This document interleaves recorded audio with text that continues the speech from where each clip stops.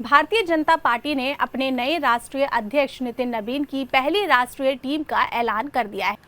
Team में कई नए चेहरे हैं, कई पुराने दिग्गजों की वापसी हुई है और सामाजिक क्षेत्रीय संतुलन साधने की भी कोशिश दिखाई देती है। लेकिन सवाल यह है कि क्या ये सिर्फ संगठन का विस्तार है या फिर 2027 उत्तर प्रदेश विधानसभा चुनाव और 2029 लोकसभा चुनाव की तैयारी।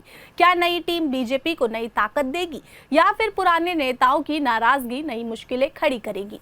आदाब, मैं गुलिस्ता, आप देख रहे हैं मुंसिफ टीवी। राष्ट्रीय अध्यक्ष बनने के बाद नितिन नबीन ने अपनी पहली राष्ट्रीय टीम का गठन किया। नई टीम में संगठन और चुनावी रणनीति दोनों पर बराबर फोकस दिखाई देता है।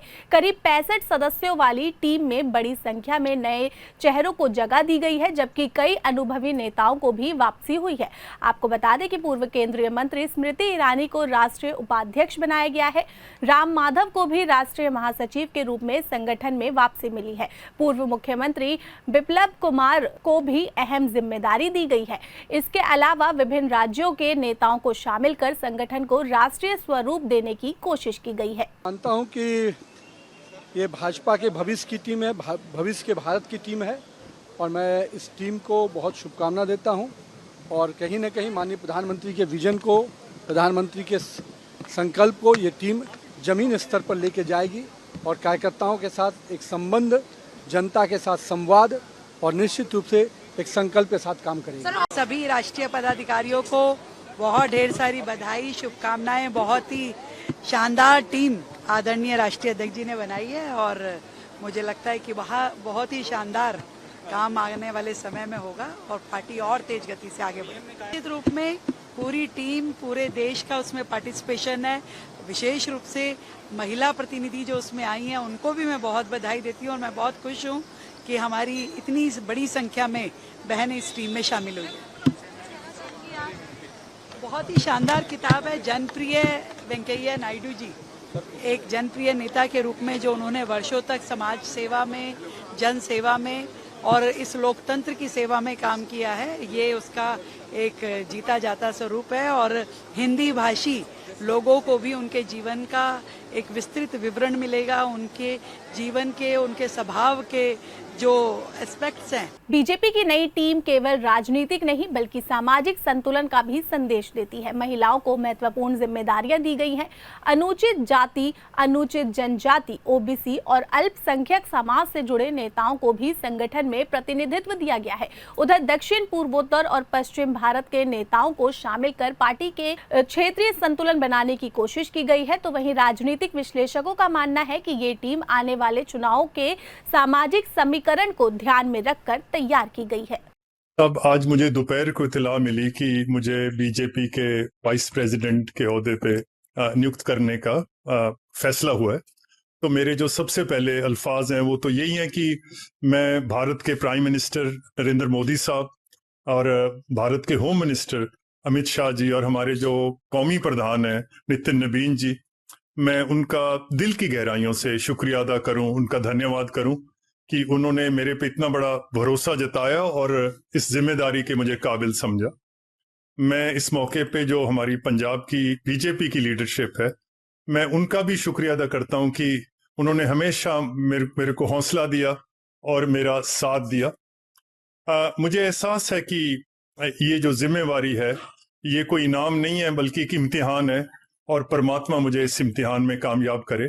मैं इस जिम्मेवारी को बड़ी हलीमी से इसको कबूल करता हूं और जो हमारा एक मुश्तरका संकल्प है विकसित भारत का, जो प्राइम मिनिस्टर साहब ने लाल किले की दीवार से आज से 2 दिन पहले जो उन्होंने तकरीर करी, तो उन्होंने फरमाया कि 2047 को भारत ना केवल एक ताकतवर मुल्क बनेगा बल्कि एक खुशहाल, एक रहमदिल, एक इंसाफ पसंद मुल्क होगा और उस कौम की तरक्की के सफर में जो मेरी हैसियत और जितनी मेरी ताकत है कि हम वहां तक पहुंच सकें।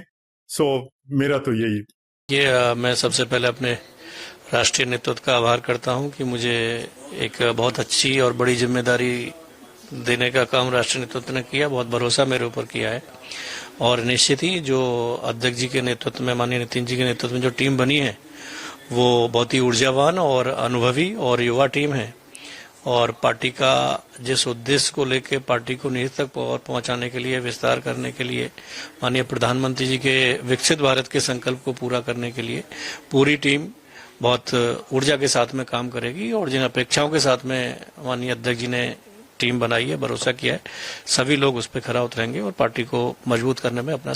नई टीम के सामने सबसे बड़ी चुनौती उत्तर प्रदेश है। 2027 विधानसभा चुनाव बीजेपी के लिए बेहद महत्वपूर्ण माना जा रहा है। लोकसभा चुनाव में उत्तर प्रदेश में सीटों के नुकसान के बाद संगठन को दोबारा मजबूत करना पार्टी की प्राथमिकता है। इसी वजह से संगठन में उत्तर प्रदेश से जुड़े नेताओं को महत्वपूर्ण जिम्मेदारी दी गई है। बीजेपी जानती है कि अगर यूपी मजबूत रहेगा वही 2029 की राह भी आसान होगी। अब वही दूसरी चुनौती है दक्षिण भारत। बीजेपी पिछले कई वर्षों से दक्षिण भारत में अपने संगठन को मजबूत करने की कोशिश कर रही है। नई टीम में दक्षिण भारत से कई नेताओं को महत्वपूर्ण जिम्मेदारी देकर साफ संदेश दिया गया है कि पार्टी अब दक्षिण को लेकर ज्यादा आक्रामक रणनीति अपनाएगी।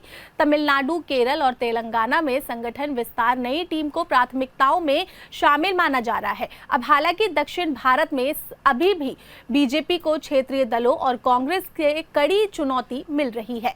के माध्यम से व्यक्त करती हूँ कि आज फिर एक बार भाजपा कार्यकर्ताओं, हमारे कार्यकर्ताओं के लिए बहुत बड़ा दिन है कि एक संगठन के माध्यम से फिर एक बार जुड़ने का एक अवसर मिला है। मैं आभार व्यक्त करती हूँ आदरणीय प्रधानमंत्री नरेंद्र मोदी जी के लिए। उन्होंने हमेशा महिला सशक्तिकरण के बारे में सिर्फ भाषण नहीं दिया, वो हमेशा चाहते हैं कि देश की नारी शक्ति, युवा शक्ति हमेशा इस देश के लिए बहुत बड़ा योगदान दे। और इसके लिए हम संगठन के माध्यम से ये आज मौका मिला है। मैं बहुत धन्यवाद देती हूँ। मैं आदरणीय हमारे अध्यक्ष नितिन नवीन जी को भी बहुत धन्यवाद व्यक्त करती हूँ। वो हमेशा गाइड करते हैं, काम करने के लिए प्रेरणा देते हैं और आज संगठन के माध्यम से उनके मार्गदर्शन पर हम ज़रूर काम इस विश्वास के साथ आगे बढ़ेंगे। आदरणीय अमित भाई को भी मैं बहुत धन्यवाद देती हूँ। आदरणीय BL संतोष जी, माननीय शिव प्रकाश जी, हमारे राज्य के मुख्यमंत्री आदरणीय देवेंद्र भाई फडणवीस जी का भी मैं बहुत आभार व्यक्त करती हूँ। और एक कार्यकर्ताओं का ये एक सम्मान है मेरे ज़िले का, मेरे राज्य की बेटी होने के नाते मैं बहुत बहुत धन्यवाद व्यक्त करती हूँ कि भारतीय जनता पार्टी का कार्यकर्ता वो देश हित में और विकसित भारत के लिए अपना योगदान दे और आगे बढ़कर हम इस नई ऊर्जा के साथ बिल्कुल काम करने के लिए नई पीढ़ी को एक दिशा, एक देश प्रथम की भाव। अब वही तीसरी चुनौती की बात करें तो 2029 का मिशन। नई टीम की सबसे बड़ी जिम्मेदारी केवल संगठन चलाना नहीं होगी बल्कि 2029 लोकसभा चुनाव की नींव तैयार करना भी होगी। बूथ स्तर पर संगठन को मजबूत करना, नए कार्यकर्ताओं को जोड़ना, युवाओं और महिलाओं तक पहुंच बढ़ाना, सोशल मीडिया नैरेटिव पर पकड़ बनाना और विपक्ष के आरोपों का जवाब देना, इन सभी जिम्मेदारियों का बोझ अब नई टीम के कंधों पर रहेगा। अब सवाल उठता है कि पुराने नेताओं की वापसी का क्या मतलब है। तो नई टीम में राम माधव और स्मृति ईरानी जैसे नेताओं की वापसी को भी राजनीतिक संकेत माना जा रहा है। संगठन ने साफ किया है कि चुनावी अनुभव रखने वाले नेताओं को फिर से सक्रिय भूमिका दी जाएगी। यानी बीजेपी केवल नए चेहरों पर दांव नहीं लगा रही बल्कि अनुभवी नेताओं और नई पीढ़ी के बीच संतुलन बनाने की कोशिश भी कर रही है। अब बीजेपी के सामने केवल चुनावी चुनौती नहीं है, महंगाई, बेरोजगारी, किसानों के मुद्दे, जातीय समीकरण, क्षेत्रीय दलों की बढ़ती ताकत और विपक्ष की संभावित एकजुटता, ये सभी मुद्दे आने वाले वर्षों में पार्टी के सामने बड़ी राजनीतिक चुनौती बन सकती है। नई टीम की सफलता इस बात पर निर्भर करेगी कि वो केवल संगठन तक सीमित रहती है या जनता के मुद्दों पर भी प्रभावी राजनीति बना पाती है। अब बात करें नितिन नवीन की पहली राष्ट्रीय टीम की, तो ये टीम कई संदेश देती है। अनुभव और युवा नेतृत्व का संतुलन, क्षेत्रीय और सामाजिक जनप्रतिनिधित्व, उत्तर प्रदेश और दक्षिण भारत पर विशेष फोकस और 2029 की लंबी राजनीतिक तैयारी। लेकिन किसी भी संगठन की असली परीक्षा सूची जारी होने से नहीं बल्कि चुनावी मैदान में होती है। अब देखना होगा कि क्या ये नई टीम बीजेपी को आने वाले चुनाव में नई बढ़त दिला पाती है या फिर बढ़ती राजनीतिक चुनौतियां संगठन की परीक्षा लेगी। अगर आपको हमारी ये रिपोर्ट पसंद आई हो तो वीडियो को लाइक करें, शेयर करें और चैनल को सब्सक्राइब करना ना भूलें।